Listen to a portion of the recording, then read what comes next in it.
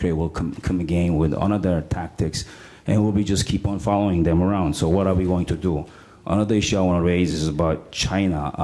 Some South Korean officials think that maybe having a 7th Fleet permanently stationed in Pyeongtaek is a good thing for Korea, because Chinese will probably notice what's going to happen.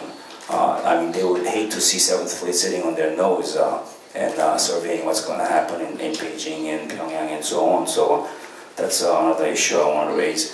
And probably we never talked about Japan issue today, and hopefully somebody talk about how to engage Japan in this situation could be helpful.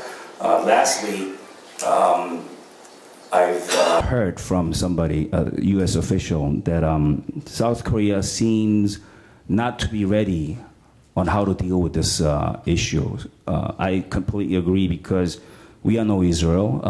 In order for us to escalate, we have to have the gut to go to war, but we don't seem like we have. I mean, nobody wants war in Korean Peninsula. I don't think, if a beggar and a gentleman fights, then the gentleman always loses, because beggar has nothing to lose. We're probably in the same situation.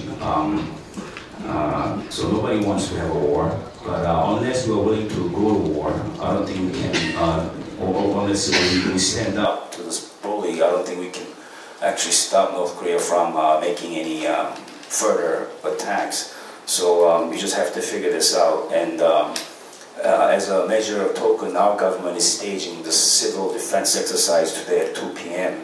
for the first time in many, many years. I'm not sure whether this is maybe it's a... States, South Korea and Japan closer together in a way that we probably would not have been able to do without such belligerence. It's increasing U.S. presence throughout the region, both militarily and otherwise. It's hurting China's relationships with the ROK and the United States, and forcing China to ask itself, I think in no fundamental way, is North Korea really more important to China than the United States, South Korea, and the rest of the international community? Because it's driving itself to have to make that decision. It's not a decision that they would like to make. But these are the dynamics, and this is the road that we're going in with these problems. I'd like to have some comments on specifically on the 3 presentations that we got. Hopefully not to ask a question, but I don't know if I'll be able to stop myself. First, on Victor Cha's presentation, I thought it was very helpful, very clear analysis of China's rise. I especially like the question and the 3 answers of how's the international system going to deal with China, with the rise of China. But I would submit or suggest that while the answers are right, definitely I'd say exactly right, I would suggest maybe the question needs a little bit of an adjustment. 확장억제정책위원회 운영과 관련한 구체적인 약정에 서명한 것을 매우 시의적절한 것으로 평가하고 있습니다.